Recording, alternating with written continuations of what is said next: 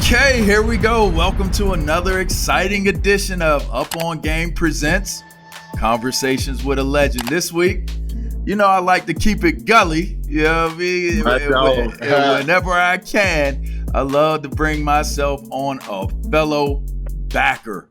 We got my man Andra Davis in the building. Dre, how it's you a feeling, privilege, man? dog. Like I said, man. Like I told you, man, from the get-go, it's a privilege, man, to be on here with you, LA, man. Hey.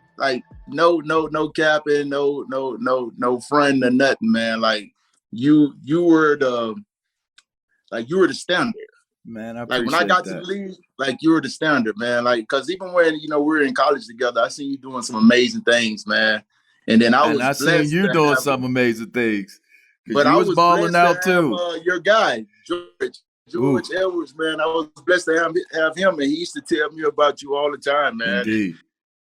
And then, like I said, having big fella right there with me, my first 2 years, Courtney Brown. like picking his brain about you, man. Like you were the standard, man. Like, man, seriously, I appreciate that very much. Well, I mean, you was a thumper, and you did your thing, and started off. So you're from Florida, born and raised in Florida. Yep. Little small town, Live Oak, Florida, man. About 7,000 folks. That's crazy. Everybody got these small towns that they from, man. The South, y'all don't like big towns in the South, man. Y'all don't really like being around a whole lot of people.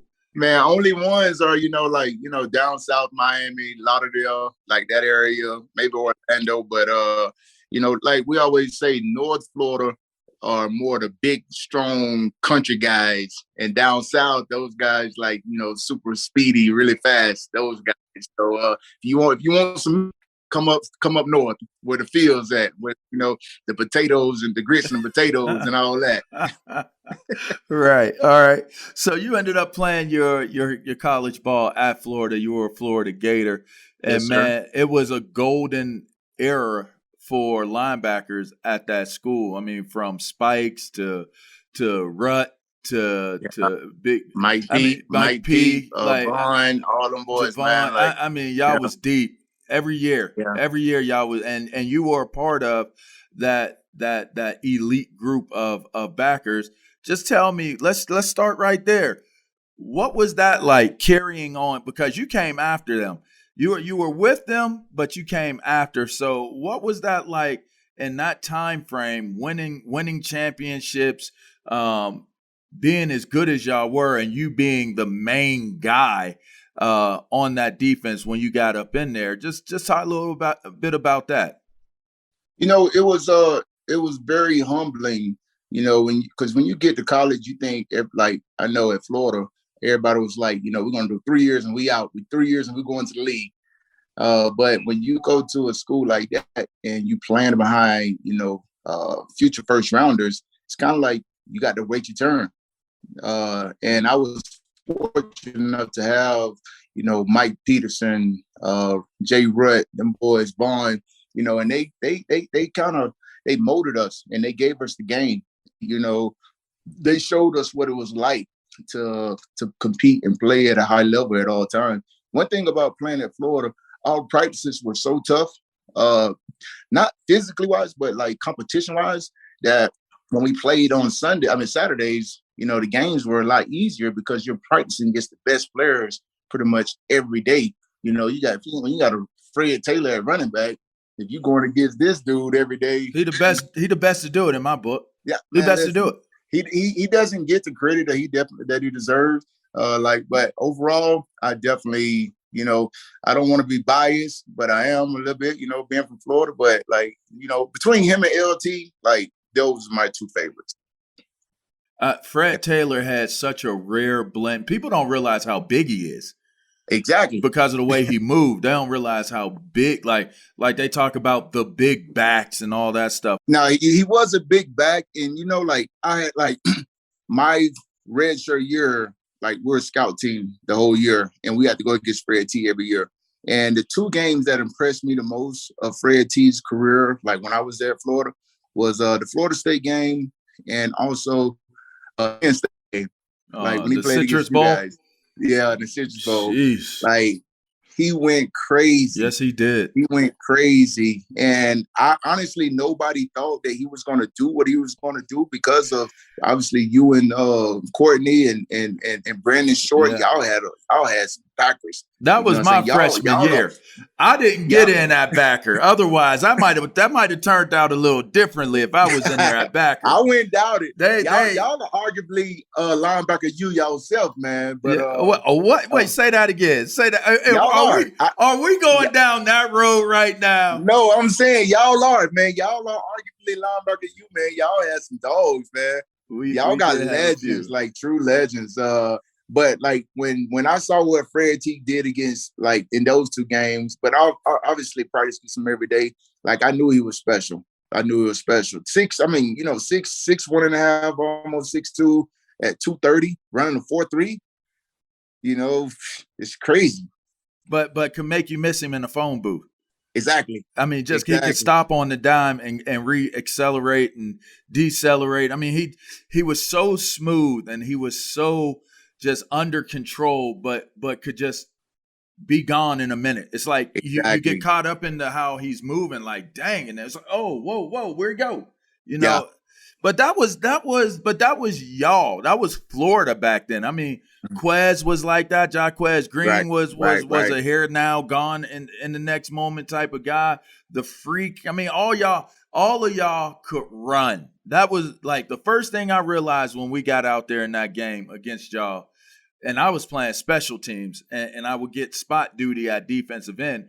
But when I was running down on kickoff, you know, I was running a 4.4. And when I got out there, it didn't feel like I was running at a 4.4. It didn't feel like I was moving fast. And I couldn't understand it because I felt good.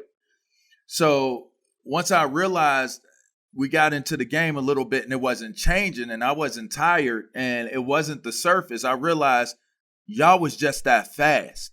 And we hadn't faced a team with that much speed, you know, the entire year. And not only were, you know, I feel like we were like fast, but Spurrier did a really good job of keeping us fresh. Like he used to always tell us, you know, we practice smart, we practice fast, but I want you at your best on Saturdays. So like it was times, man, LA, I remember when Stoops was our coordinator, our D coordinator, we literally practiced at two different times because they had two different philosophies. Like Stoops was like, beat them up, jam them, don't let them get off the line. And Spurs like, don't touch my guys. You know, I want my guys fresh. So like we literally, my freshman year, practiced at two separate times, the offense and the defense. But Spurrier was like that, like he just believed in keeping guys fresh. And he was like, he had a philosophy of, you know, go out there and show them who you are. Go out there and show them what they already think about you the first quarter, and they'll pretty much lay down. But if you give them confidence, then it's going to be a dogfight. Dre, let me ask you this. One of your most legendary moments that comes to mind, story-wise, was it in college? Was it in pro? Was it in high school? Heck, was it in youth? What's the most legendary moment you've had in your career? What comes to mind? LA, every time I had like a really good game, we end up losing. But that happens though. Yeah, like that I remember happens. Like my when we went out there and played and them boys, I had 14 tackles, 4 sacks, you know, wow. Forced fumble. And wow. Like a game like that, you would think you would get, you know, AFC player of the week, defensive player of the week. But when lost. You lose, it don't matter. Right. It don't matter. Like I cherish my days in Cleveland, man. But at the same time, I know if we'd have been winning, you know, I would have got a lot more respect. And that's all you really want. You know, I come to realize, you know, I never made no Pro Bowls. I never went to Super Bowl or anything like that. But like all I ever wanted was respect amongst my guys. And, you know, because the wars and stuff, they're nice to have, especially for the kids. But at the end of the day, it's all about the respect amongst your peers. Yeah. So, and that's all I come to realize and all I care about. Okay. So you mentioned awards and respect, and for the kids, what is Andra Davis up to today? What are you doing? What what has been your next journey in life after football? My whole thing after ball, LA has definitely just been the best husband I can be and the best father that I can be. I can dig it. Like once I was done, you know, my daughter, I got 2 daughters in college now. Okay. And one in high school. Yeah. Okay. So once I was done, my oldest daughter, she was just going to the 6th grade, and she was just starting to play sports, play ball and stuff. So I just dove right into that. Okay. Just trying to be the best father, best husband I could possibly be, while also, taking care of this beat up body. Yes. We were playing, it was grown Thump man style. football. Yeah, thump style. They It talked was about how grown big our man pads football. were, huh? Yeah. They said we was the big shoulder pad era. Yeah, man. And hey, it was that era where, people laughing because we didn't really understand it. Or, you know what I'm saying? If you don't go out there and play with a concussion, hey, you're not tough. Yeah. So we were in that era. So other than, being there with my family and taking care of my body, I ever try to get back to the kids every now and then, but like they don't, I don't want to, say they weren't built like us. They're a little different. Kids these days are a little different. They're wired a little differently.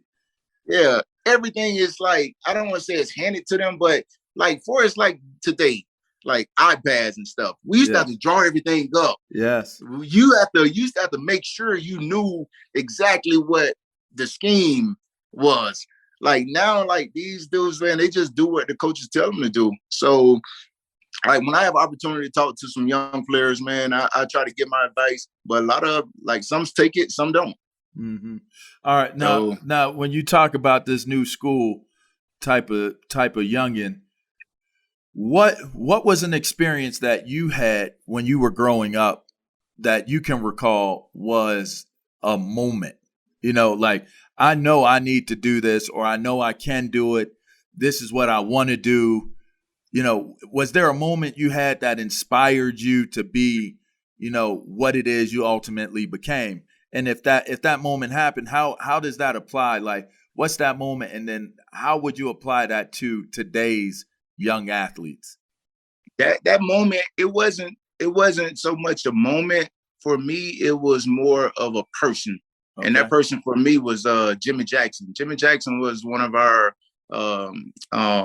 coaches in high school, and he believed in me when I didn't believe in myself, LA. Okay. Because like growing up in a country town, everybody play ball. Like you go from bull pups to bulldogs. So and that's what everybody do. All my uncles did it, and everything like that. So you knew you were going to be a bulldog, but I didn't realize I had the potential to take it to the next level until he pulled me aside one day. He was like, "What are you doing?" I was doing a lot of stupid stuff, running around and not doing my work and doing junk that I shouldn't have been doing.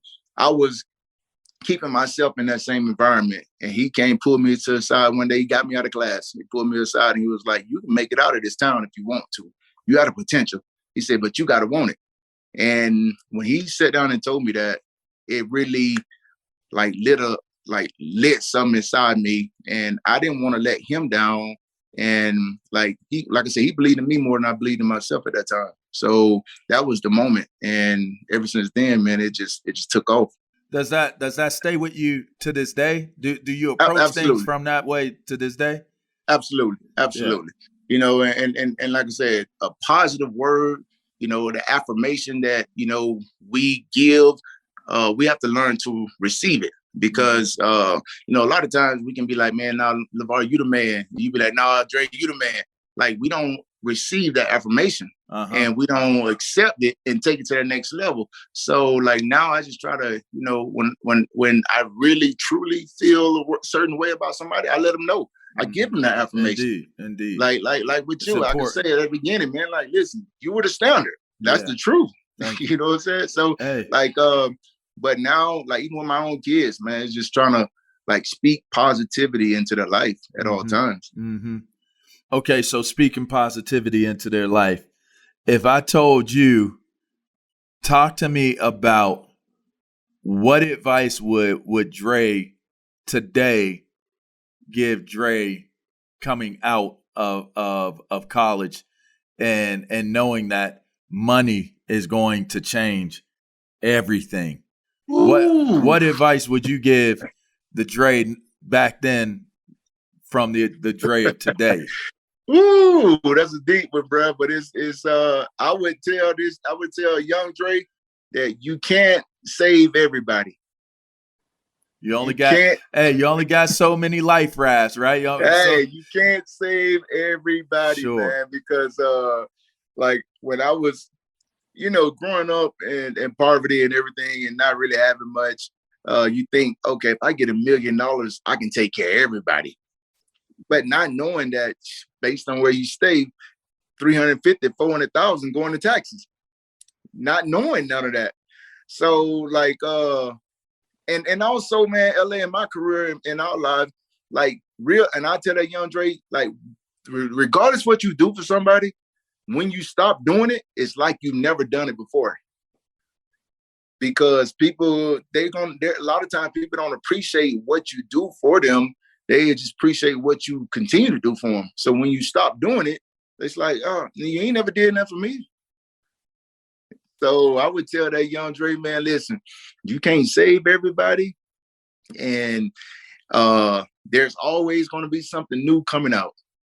So you buy that new 1997 big body Benz, man, in 5 years, you're going to have a brand new. It's going to be old in a couple months. Exactly. That 2001 going to be old in 2001. Yeah. Right. Because the 2002 come out 2001. Right. So you can't keep up. You can't keep up, man. So just, I would, man. That money definitely changes everything, man. Like you think that once you come into money that everything just peaches and cream and you can just help everybody, but it's kind of like people who hit the lottery. When they hit the lottery and they don't work for it, they lose like it all. It 9 times out of 10, it'd be gone. All right. Now, you talked about trying to, save guys and save everyone. And I know it's because we generally come from, and I heard you mention impoverished and just humble beginnings. And a lot of times that's what we have to overcome to make it to where we're trying to go as youngsters turning into adults. NIL is now a thing. The naming, image, likeness, it has now come to the forefront. It's a part of college now. It will eventually be a part of high schools. It will be available. What would your advice be on understanding your name, your image, and your likeness? What would your approach be? It's say your kids, like you got a kid that's, you said 2 are in college. What is your idea and your approach to what the NIL represents? I think it's a good opportunity for kids. But to take it a step further, LA, I think it's all about educating kids about money first and foremost, because you can give these college kids, whatever. And if they're not being educated on what to do with this money, you got the predators out there that's waiting to take it from them anyway. Like, I know, when we're in the league, we're young, we got a lot of money. A lot of us don't understand money. We don't understand the language. So, and we're too ashamed to admit that we don't understand it. So a lot of times dudes can just tell us whatever or put our money in whatever, and we don't really know. We just looking at the bottom line. So I think they got to take it a step further and educate the kids on money and what money can do for them, and not just because they're not, obviously they're getting it off their name, but it's bigger than that. It's to me, it's bigger than them. Like, there's no way that these people would allow the NIL to pass if they wasn't getting a big cut from it as well. So I would tell my girls, man, just to like, don't just sign anything. Let's really dig into the fine print and let's get an understanding, because you're only getting compensated because of your name, because of what you can do for not for yourself, but for the college that you're playing for. Because if you're not making them no money, then there's no money coming in. When I think about NIL, I think about branding and building a brand. And one thing that I placed importance on when I played was to brand myself, to create an identity that represented who I was. And that wasn't always well received. You know, my head coach he did not receive it well. And at some point, once he made it known that he didn't, then the media didn't. But nonetheless, I still stayed true to building what my brand was. I put my best foot forward. And if someone had a problem with me telling my truth and me being who I am, I always tell them, you could kick rocks because you wasn't there in the beginning. You probably won't be there in the end as well. You're here for a time, and I'm gonna unapologetically be who I am. That became my brand. You know what I mean? So when you think about brand and branding, I always say the value now for NIL opportunities is being able to establish to the public and the fan base and to the people around you exactly who you are.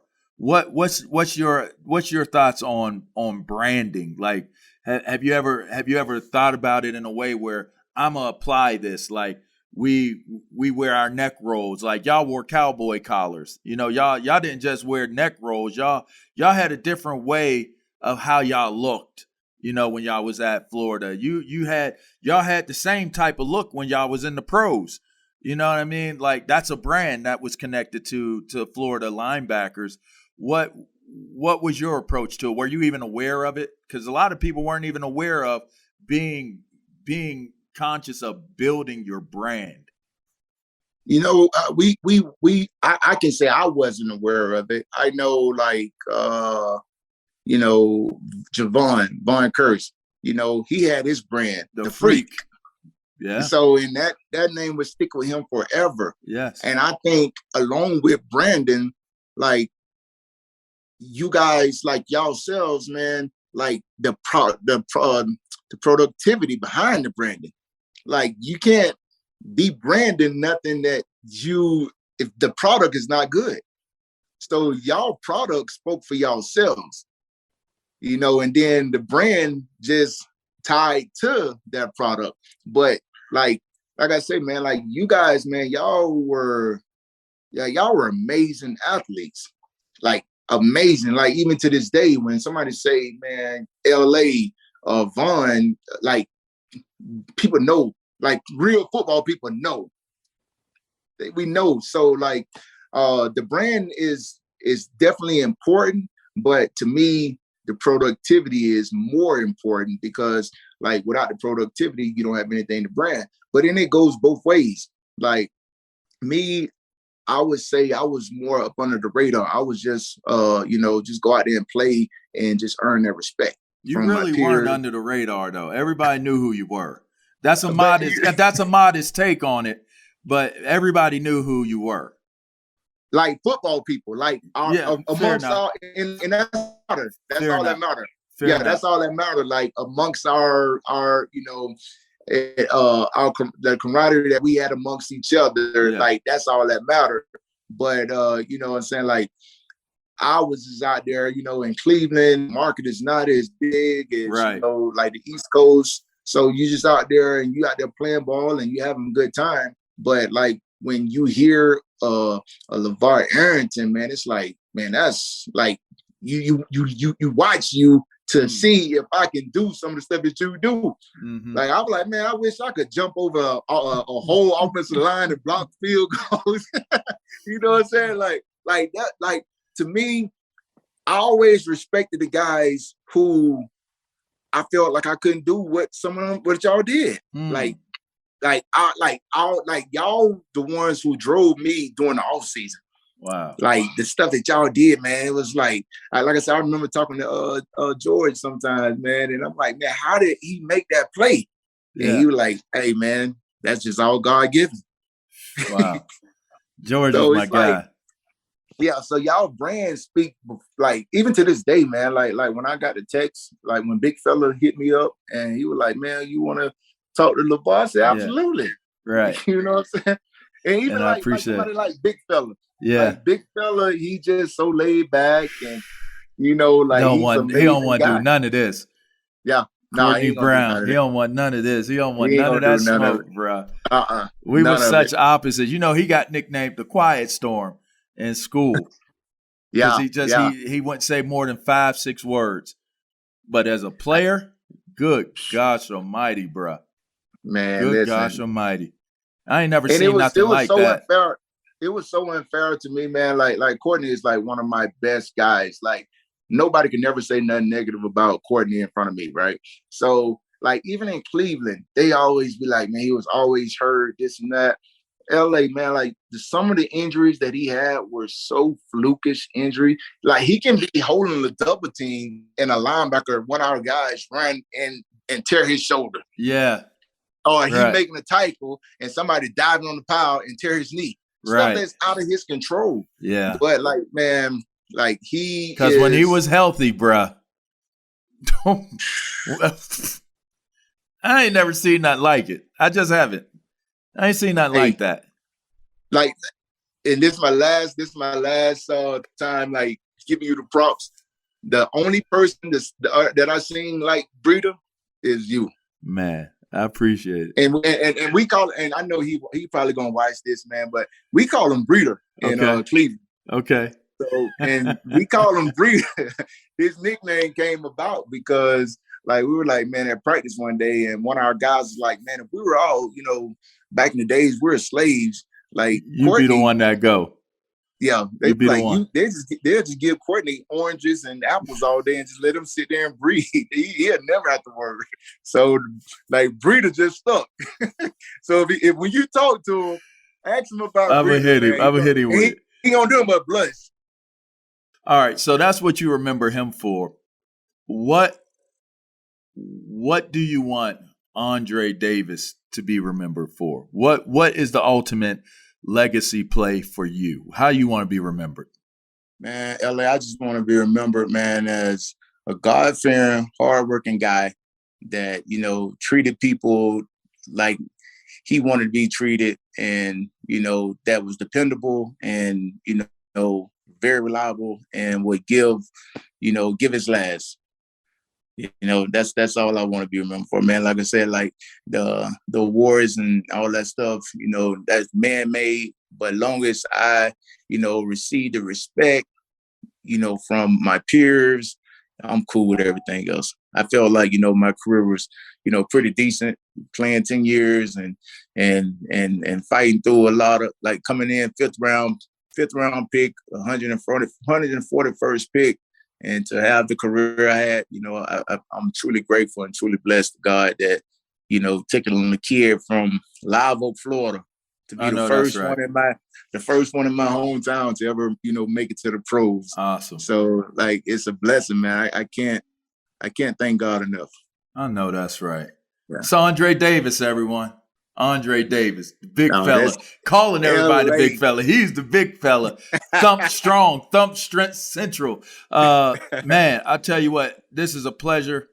I appreciate getting you on. Absolutely, man. I appreciate being on. And listen, I'm everybody that I'm interviewing, I'm telling everybody, I'm going to call on everybody when I come to do a Florida event or whatever it may be. I want you to be one of the legends that's a part of what it is that we do when we come there.